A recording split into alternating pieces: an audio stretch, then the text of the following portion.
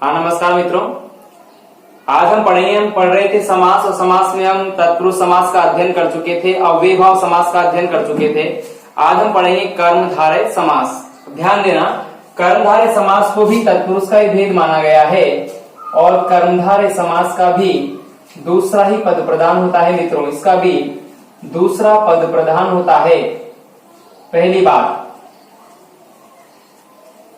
अब ध्यान देना मित्रों, कर्मधारय समास में जो दो पद होते हैं वो या तो विशेषण विशेष्य के रूप में होते हैं या फिर उपमेय उपमान के रूप में होते हैं या फिर दोनों विशेषण होते हैं। दोबारा सुनिए, ध्यान से देखना, इसके दोनों पद किस किस रूप में होते हैं। या तो एक विशेषण होगा और एक होगा विशेष्य, या फिर होंगे दोनों विशेषण, पहला पद भी विशेषण और दूसरा पद भी विशेषण। ठीक है, या फिर ये पद होंगे उपमेय और उपमान के रूप में, एक उपमेय होगा और एक उपमान होगा। अब ध्यान देना, इस समास को पढ़ने के लिए हमें ये जानना चाहिए कि विशेषण किसे कहते हैं और विशेष्य किसे कहते हैं। तो मित्रों, जिन शब्दों की विशेषता बताई जाती है, जिन शब्दों की विशेषता बताई जाती है वो तो होते हैं विशेष्य, लेकिन विशेषता बताने वाले शब्द विशेषण कहलाते हैं। इसकी परिभाषा है विशेषण की, जो शब्द संज्ञा एवं सर्वनाम की विशेषता बताते हैं उन्हें विशेषण कहते हैं। ठीक है, जैसे मान लीजिए मैंने यहां पर लिखा नील गगन, एक शब्द लिख दिया मैंने यहां पर। तो मित्रों, गगन का मतलब होता है आकाश और आकाश कैसा है, नीला। तो ये जो नीला शब्द है ये तो बता रहा है विशेषता, इसलिए ये तो हो जाएगा विशेषण। और विशेषता किसकी बताई गई, आकाश की बताई गई ना, तो ये हो जाएगा विशेष्य, ये हो जाएगा विशेष्य। जैसे मैंने लिखा है यहाँ पर हरी मिर्च, हरी मिर्च, हरी मिर्च, लाल मिर्च, काली मिर्च। तो मित्रों, मिर्च शब्द तो है विशेष्य और हरी लाल काली ये हो जाएगा विशेषण। मैंने कहा कि काला घोड़ा दौड़ रहा है, तो मित्रों घोड़ा कैसा दौड़ रहा है, काला, तो काला तो हो गया विशेषण और घोड़ा हो गया विशेष्य। हरा तोता डाल पर बैठा है, तो तोता तो हो गया विशेष्य, हरा हो गया विशेषण। ठीक है, छोटा भाई आ रहा है, तो भाई शब्द तो हो गया मित्रों विशेष्य और छोटा हो गया विशेषण। इस प्रकार से जो शब्द विशेषता बताने का कार्य करते हैं वो तो कहलाते हैं विशेषण, और जिन शब्दों की विशेषता बताई जाती है वे शब्द कहलाते हैं विशेष्य। तो मित्रों, मान लीजिए इसमें एक पद तो विशेषण होगा और एक पद होगा विशेष्य, चाहे पहला विशेषण हो दूसरा विशेष्य, या फिर पहला विशेष्य हो दूसरा विशेषण। ऐसा भी हो सकता है कि पहला विशेष्य हो और दूसरा शब्द क्या आ जाए, विशेषण। ठीक है, अब ध्यान देना, हम उपमेय उपमान को भी समझेंगे, पहले एक एक इनका जो है उदाहरण समझ लेते हैं। मान लीजिए मैंने लिखा है यहाँ पर पीतांबर शब्द लिखा मैंने, क्या लिखा, नील कमल। ठीक है मित्रों, ये नील कमल शब्द लिखा। तो नील कमल में ये दो पद जुड़े हैं, एक तो नील और एक कमल, दोनों पद जुड़े हैं तभी तो समास हुआ है। अब नील शब्द यानी नीला ये तो हो गया विशेषण और कमल क्या हो गया विशेष्य, क्योंकि कमल की विशेषता बताई गई है। इसके बाद ध्यान देना, एक विशेष्य हो दूसरा विशेषण। अब यहाँ पर मैंने एक शब्द लिखा नरोत्तम। इस नरोत्तम शब्द में मित्रों नर शब्द प्लस उत्तम से मिलकर ये शब्द बना है, नर प्लस उत्तम से मिलकर शब्द बना है। तो नर की विशेषता बताई गई कि नर कैसा है, उत्तम है। अब नर यानी मनुष्य, तो नर की विशेषता बताई गई, तो नर तो हो गया विशेष्य और उत्तम हो गया विशेषण। ठीक है, या कोई पुरुषोत्तम शब्द है तो पुरुष तो हो गया विशेष्य और उत्तम हो गया विशेषण। ठीक है, दोनों विशेषण भी हो सकते हैं, जैसे खट्टा मीठा, खट्टा मीठा। अब दो पद है खट्टा मीठा, तो खट्टा है और मीठा है, तो खट्टा भी विशेषण और मीठा भी विशेषण। तो ध्यान देना मित्रों, तो इस कर्मधारय समास में जो हम उदाहरण पढ़ेंगे तो उदाहरण कितने प्रकार से पढ़ेंगे, विशेषण विशेष्य के रूप में, विशेष्य विशेषण के रूप में, दोनों विशेषण के रूप में, या फिर उपमेय और उपमान के रूप में। तो उपमेय उपमान में भी हो सकता है कि पहला उपमान हो सकता है और दूसरा उपमेय हो सकता है, या फिर पहला उपमेय हो सकता है दूसरा उपमान हो सकता है। जैसे मैंने लिखा मैंने यहाँ पर मुखचंद्र। अब ध्यान देना मित्रों, मुख चंद्र शब्द में चंद्रमा तो है उपमान और मुख है उपमेय। जिसको उपमा दी जाती है वो तो है उपमेय और जिसकी उपमा दी जाती है वो होता है उपमान। मित्रों हम देखते हैं कि हम जैसे मैंने कहा कि संसार सागर, तो संसार को किसकी उपमा दी गई? सागर की उपमा दी गई। ठीक है। चंद्रमुख यानी मुख को किसकी उपमा दी गई? चंद्रमा की उपमा दी गई। पद पंकज, पद यानी पैर और पंकज यानी कमल, यानी पैरों को किसकी उपमा दी गई? कमल की उपमा दी गई। हस्त कमल यानी हाथ जो है कमल, तो कमल उपमान हुआ और हस्त जो है वो उपमेय हुआ। तो मित्रों कर्मधारय समास में उपमेय उपमान के रूप में भी पद आते हैं। ठीक है। मैंने कहा कि अमृत वाणी, अब बताओ वाणी को किसकी उपमा दी मैंने? अमृत की, अमृत रूपी वाणी। ठीक है। या अमृत के समान वाणी, अमृत वाणी। मुख चंद्र, मुख रूपी चंद्रमा। वचनामृत, वचन रूपी अमृत। तो ध्यान देना, क्रोधाग्नि तो अग्नि रूपी क्रोध या क्रोध रूपी अग्नि, तो क्रोध को किसकी उपमा दी गई? अग्नि की उपमा दी गई। तो कर्मधारय समास में एक पद विशेषण होगा एक विशेष से, चाहे पहला विशेष से हो दूसरा विशेषण हो या दोनों ही विशेषण हो। जैसे लाल सुर्ख, लाल है जो सुर्ख है जो, तो लाल और सुर्ख जो शब्द है, सुर्ख का अर्थ होता है लाल से भी अधिक लाल। ठीक है ना, उसे वो कहते हैं सुर्ख। तो दोनों पद विशेषण हो या फिर एक उपमेय हो एक उपमान हो, चाहे पहला उपमान हो दूसरा उपमेय हो। इतने प्रकार से हम जो है कर्मधारय समास का अध्ययन करेंगे। अब ध्यान देना मित्रों, कुल मिलाकर कर्मधारय समास की परिभाषा क्या हुई? जिस सामासिक पद के पद विशेषण विशेष से या फिर उपमेय उपमान के रूप में आए हों उन पदों में कर्मधारय समास होता है। ठीक है। अब लेते हैं हम इसमें से सबसे पहले हम पढ़ेंगे विशेषण विशेष्य वाले, फिर हम पढ़ेंगे विशेषण विशेषण वाले उदाहरण, फिर हम पढ़ेंगे उपमेय और उपमान वाले उदाहरण। अब ध्यान देना, मैं लिख रहा हूं यहां पर कर्मधारय समास के कुछ उदाहरण जिनका समास विग्रह में बताऊंगा। समास विग्रह कैसे होता है? जो या जिसका लगाकर समास विग्रह होता है। मैंने लिखा है यहां पर महत्वपूर्ण शब्द लिख रहा हूं मित्रों, शुभागमन, मंद बुद्धि, मंद बुद्धि, तीव्र गति, अल्पसंख्यक, अल्पसंख्यक, बहुसंख्यक, बहुसंख्यक,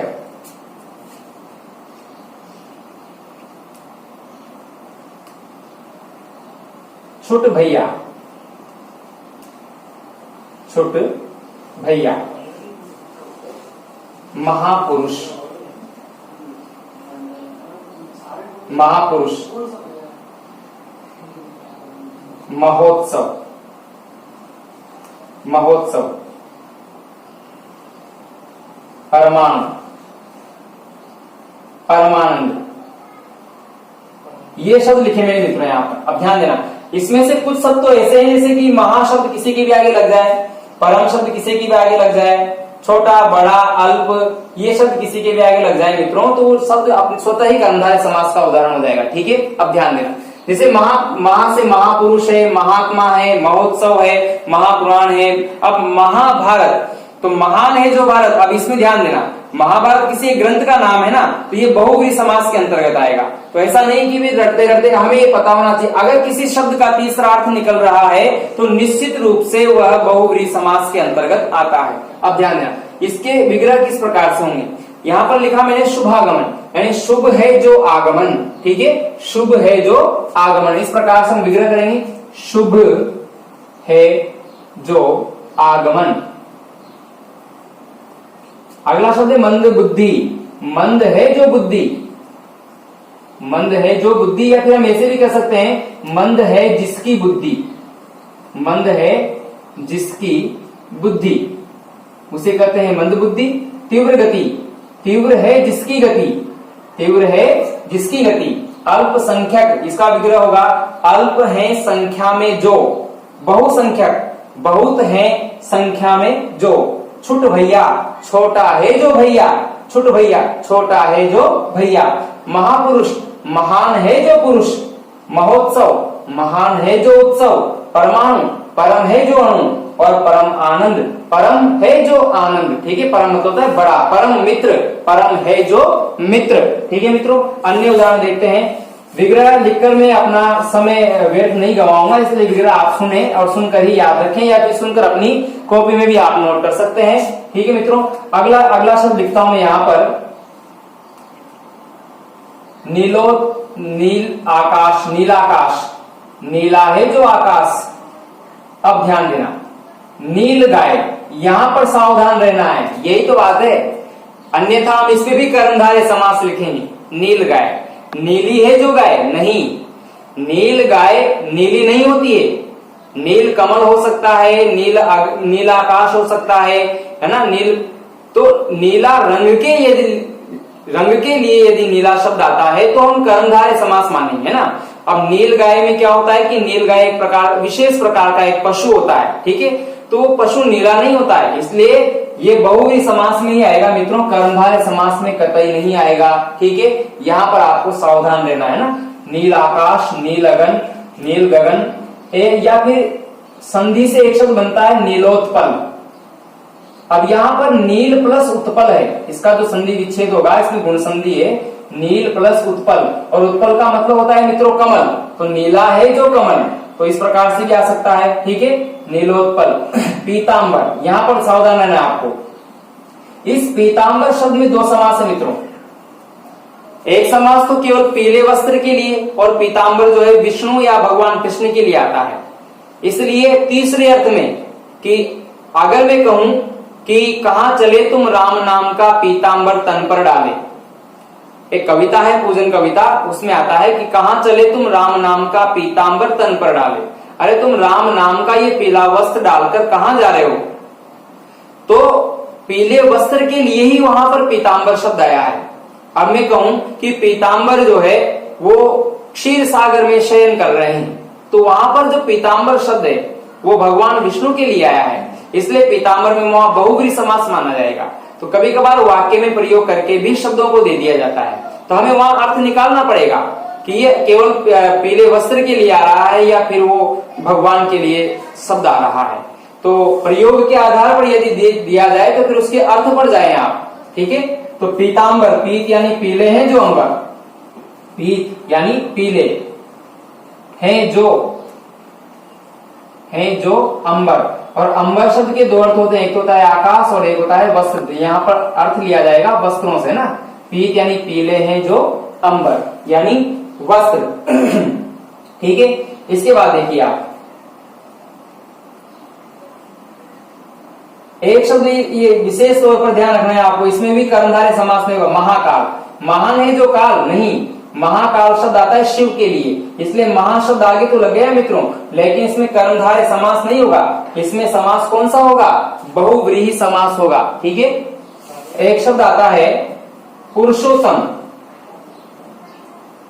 इसका समास विग्रह में आपको पहले पढ़ा चुका हूं, एक तो पढ़ा चुका हूं मैं इसको अधिकरण तत्पुरुष में, पुरुषों में उत्तम, और एक समास है इसमें कर्मधारय, पुरुष है जो उत्तम, पुरुष है जो उत्तम, ठीक है, पुरुष है जो उत्तम। या शब्द आ जाए नरोत्तम, नर है जो उत्तम, नर है जो उत्तम। दोनों शब्दों में दो दो समास है। यदि विकल्प में कर्मधारय समास न दिया गया हो मित्रों, तो इनमें अधिकरण तत्पुरुष होगा, और तत्पुरुष भी हो कर्मधारय भी हो, तो इन शब्दों में कर्मधारय समास मान्य होगा। पुरुष है जो उत्तम, नर है जो उत्तम। आगे देखते हैं अन्य महत्वपूर्ण उदाहरण। यह शब्द आ जाए नराधम,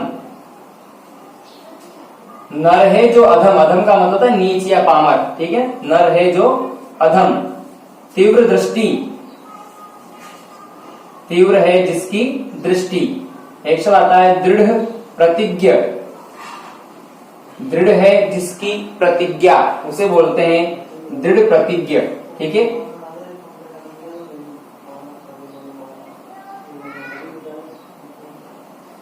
मध्याह्न, मध्य वाला है जो अहन, अहन का अर्थ होता है मित्रों दिन, बीच वाले दिन को क्या बोलते हैं, दिन का जो बीच का समय होता है मध्याह्न, मध्य वाला है जो अहन, ठीक है। या फिर पूर्वाहन, पूर्व वाला है जो अहन, ठीक है ना। तो चाहे पूर्वाहन हो या मध्याहन हो, है ना, पूर्वाहन, पूर्व वाला है जो अहन। शिष्टाचार, शिष्टाचार, शिष्ट है जिसका आचरण, ठीक है ना। भ्रष्टाचार, भ्रष्ट है जिसका आचरण, भ्रष्टाचार या भ्रष्ट है जो आचरण, ठीक है। भ्रष्टाचार या भ्रष्ट है जिसका आचरण, ठीक है ना। इसके बाद देखिए दोनों पद यदि विशेषण हो, इसके पहले एक बात सुन लीजिए आप। कुछ उपसर्ग ऐसे होते हैं मित्रों जो विशेषता बताने का कार्य करते हैं। यदि वो उपसर्ग किसी शब्द के आगे लग जाए तो भी कर्मधारय समास होगा। अच्छा, मैं उपसर्ग लिख देता हूं, जैसे लिखा मैंने यहाँ पर को उपसर्ग है, सु उपसर्ग है, सत या सद उपसर्ग है, ठीक है ना। को, सु, सत या फारसी भाषा का ये खुश उपसर्ग है, खुश मिजाज, खुशबू, या ये बद उपसर्ग है, बद यानी बुरा, बदनाम, बद यानी बुरा है जिसका नाम, बदनाम। तो ये उपसर्ग यदि किसी शब्द के आगे लग जाए मित्रों तो उनमें भी कर्मधारय समास होता है। जैसे एक उदाहरण देखते हैं हम। कुपुत्र, को यानी कुत्सित है जो पुत्र, कुत्सित मतलब बुरा। सुपुत्र, सु यानी अच्छा है जो पुत्र, है ना। इस सत उपसर्ग से बनाया मैंने सज्जन, सत प्लस जन, सत यानी अच्छा है जो जन। सद पुरुष, सद यानी अच्छा है जो पुरुष। सद ग्रंथ, सद यानी अच्छा है जो ग्रंथ, ठीक है। खुशबू, खुशबू, खुश यानी अच्छी है जो बू, बू का मतलब है गंध, गंध, है ना। या आ जाए बदबू, बद यानी बुरी है जो बू, बू का मतलब क्या होता है मैंने आपको गंध, बद यानी बुरी है जो बू। खुश यानी अच्छी है जो बू। खुश मिजाज, खुश यानी अच्छा है जिसका मिजाज, मिजाज मतलब होता है स्वभाव, ठीक है ना। खुश यानी अच्छा है। खुशहाल, खुश है अच्छा है जिसका हाल, वो है खुशहाल, है ना। तो एक शब्द आता है दुर्लभ, दुर यानी मुश्किल है जिसे, लभ यानी प्राप्त करना, दुर यानी मुश्किल है जिसे प्राप्त करना, है ना, दुर्लभ। यह शब्द आ जाए दुर्लंघ्य, लंघ्य मतलब लांघना, दुर यानी मुश्किल है जिसको लांघना। यह शब्द आ जाए दुर्बुद्धि, दुर्बुद्धि, दुर यानी बुरी है जो बुद्धि, उसे क्या कहेंगे, दुर्बुद्धि। बुरी है जिसकी बुद्धि, ये भी सही समास विग्रह है, बुरी है जिसकी बुद्धि, तो शब्द क्या हो जाएगा, दुर्बुद्धि। तो ये एक शब्द आ रहा है मित्रों कापुरुष, कापुरुष, कायर है जो पुरुष, यहाँ पर जो का उपसर्ग लगा हुआ है ना, इसका अर्थ होता है कायर, कायर है जो पुरुष। तो ये ध्यान रखें आप लोग, यदि कोई ऐसा उपसर्ग है जो विशेषता बताने का कार्य कर रहा है, यदि ऐसे उपसर्ग किसी शब्द के आगे लगे हुए हों तो उनमें भी जो है, क्योंकि वो विशेषता बताने का काम कर रहे हैं तो वो पहला पद विशेषण माना जाएगा, है ना, इसलिए वो क्या हो जाएंगे, उसमें हो जाएगा कर्मधारय समास। अब देख लेते हैं कुछ शब्द हमारे ऐसे जिनमें है दोनों विशेषण। मैंने कहा था एक तो पढ़ेंगे विशेषण विशेष से, और दोनों विशेषण, पहला पद भी विशेषण और दूसरा पद भी विशेषण। आइए हम देख लेते हैं कुछ शब्द जैसे कि मोटा ताजा, मोटा ताजा। अब बताओ, मोटा है जो, ताजा है जो। एक शब्द लिखा मैंने भला चंगा, भला चंगा। अरे भला है जो, चंगा है जो, इस प्रकार से इनका विग्रह होता है मित्रों ना, भला है जो, चंगा है जो। मोटा ताजा, मोटा है जो, ताजा है जो। लाल सुर्ख, सुर्ख का मतलब होता है लाल से भी अधिक लाल, लाल है जो, सुर्ख है जो। पीला जर्द, पीला है जो, जर्द है जो, जर्द का मतलब अत्यधिक पीला ना। या फिर ऐसे शब्द आ जाए गोरागट, गोरागट यानी अत्यधिक गोरा, बस इसका विग्रह ऐसे ही करना है आपको, अत्यंत गोरा, ठीक है ना। सफेद झक, बिल्कुल ये सभी जो है कर्मधारय समास के उदाहरण मित्रों। सफेद झक, यहाँ ख मत कर देना, ख करते ही तो जक शब्द का अर्थ मछली हो जाता है मित्रों, यहाँ क आएगा ना। सफेद झक यानी अत्यंत सफेद, ठीक है। एक शब्द आता है शीतोष्ण, शीतोष्ण, शीत है जो, उष्ण है जो। अगर कर्मधारय समास विकल्प में न हो तो शीतोष्ण शब्द में द्वंद्व समास माना जाएगा। क्यों माना जाएगा, शीत और उष्ण, ठीक है, शीत प्लस उष्ण से मिलकर एक शब्द बनाए मित्रों। अगर इसमें कर्मधारय विकल्प में न दिया गया हो तो हम इसमें द्वंद्व समास मानेंगे, ठीक है। तो शीत है जो, उष्ण है जो, इस प्रकार से विग्रह करेंगे। शीत है जो, उष्ण है जो, उष्ण है जो। तो चाहे मित्रों मोटा ताजा है, भला चंगा है, लाल सुर्ख, पीला जर्द, गोरा गट, सफेद झक, शीतोष्ण, ठीक है। देवर्षि, एक शब्द आता है देवर्षि, देव है जो, ऋषि है जो, गुण संधि का उदाहरण है मित्रों, और इसका विग्रह होगा देव है जो, ऋषि है जो, ठीक है ना। इस प्रकार से ये दोनों पद यदि विशेषण हो तो वहां पर भी कर्मधारय समास माना जाएगा। और फिर अगले क्रम में हम पढ़ लेते हैं, एक पद उपमेय हो और एक पद उपमान हो तो वहां पर भी कर्मधारय समास होता है। एक पद उपमेय हो और एक पद उपमान हो। अब समझना है उपमेय उपमान का क्या है मामला। देखिए मित्रों, पहला जो शब्द लिख रहा हूं मैं, बहुत शानदार शब्द, कर्मधारय समास का बहुत अच्छा उदाहरण है, श्रेष्ठ उदाहरण है गुरुदेव। गुरुदेव शब्द का समास विग्रह नहीं कर सकते, जिन्होंने इस शब्द को नहीं पढ़ा है, इसके समास विग्रह पर ध्यान नहीं दिया है, बहुत कम लोग इसका समास विग्रह जानते हैं मित्रों। गुरुदेव, इसका सही समास विग्रह होगा गुरु रूपी देव, यानी गुरु जी को देवता की उपमा दी गई है, तो जिसकी उपमा दी गई है वो तो हो जाएगा उपमान, और गुरु को उपमा दी गई है ये हो जाएंगे उपमेय। तो इसका सही समास विग्रह होगा गुरु रूपी देव, गुरु रूपी देव। नरसिंह, इसके दो समास विग्रह हैं, एक तो होता है सिंह रूपी नर, सिंह रूपी नर, और एक होता है नरों में सिंह, तो अधिकरण तत्पुरुष भी है, यदि कर्मधारय विकल्प में न हो तब, ठीक है, नरसिंह। इसके बाद एक विग्रह ये भी हो सकता है, नर है जो, सिंह है जो। अब नरसिंह अवतार लिया भगवान ने, तो उसमें बहुव्रीहि समास होगा ना, नरसिंह अवतार, तो नर है जो, सिंह है जो, तो बहुव्रीहि समास में भी शब्द जा सकता है, पर वो वाक्य में प्रयोग पर निर्भर, अन्यथा इसमें जो है कर्मधारय समास होगा सिंह रूपी नर। क्रोधाग्नि, अग्नि रूपी क्रोध। अच्छा, इसमें कोई दिक्कत नहीं है, आप अगर इसका विग्रह क्रोध रूपी अग्नि करना चाहो तो भी कोई समस्या नहीं ना, क्रोध रूपी अग्नि भी कर सकते हैं और अग्नि रूपी क्रोध भी कर सकते हैं, ठीक है। एक शब्द है अमृतवाणी, अमृतवाणी। अच्छा, एक अंतर मैं यहां पर समझाता हूं आपको, दो शब्दों से अंतर समझा रहा हूं मित्रों, एक तो है चंद्रमुख और एक है मुख चंद्र। बताइए, लेकिन एक बात ध्यान रखना, यदि उपमान आगे आ जाए तो विग्रह समान से होगा, और यदि उपमान पीछे चला जाए तो विग्रह रूपी से होगा। यानी चंद्रमुख का विग्रह क्या होगा, चंद्रमा के समान मुख, चंद्रमा के समान मुख, ठीक है। और मुख चंद्र का विग्रह होगा मुख रूपी चंद्रमा, मुख रूपी चंद्रमा। अमृतवाणी का विग्रह होगा, क्योंकि अमृत से उपमा दी गई है तो उपमान आगे आ गया ना, तो समान से, अमृत के समान वाणी, अमृत के समान वाणी।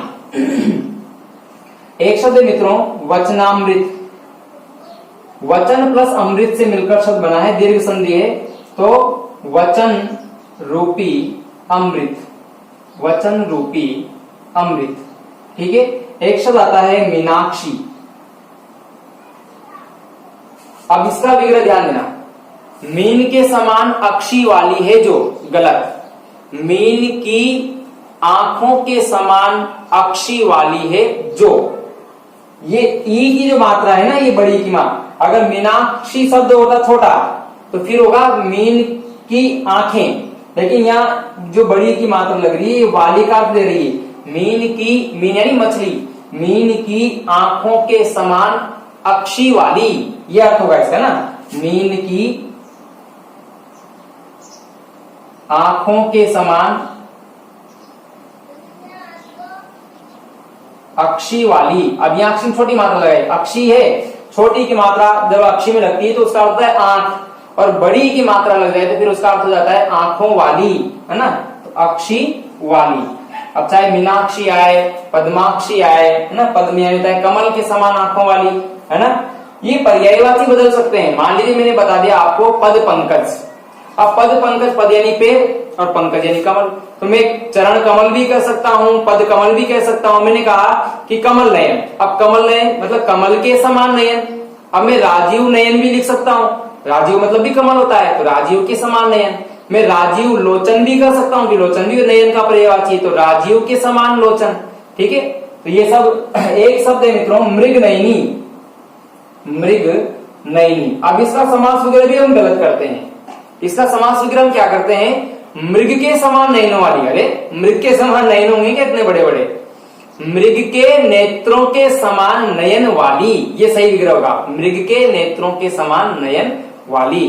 तो चाहे मित्रों राजीव लोचन हो, पद पंकज हो, चरण कमल हो, वचनामृत हो, ठीक है। अगर एक उप में एक उपमान है तो उसमें भी कर्मधारय समास होता है। ये बात आप अच्छे तरीके से समझ गए होंगे। यदि आपको अच्छा लगता है मित्रों तो लाइक कीजिए। ये लाइक में यदि कंजूसी आप करोगे तो फिर अब इस मैटर जो है, और यदि आप अच्छे से अच्छे लाइक भेजते हो तो हर वीडियो बेहतरीन आएगी आपके पास। तो लाइक में कंजूसी न करें, ठीक है। सब्सक्राइब करें। आज के लिए इतना ही, धन्यवाद।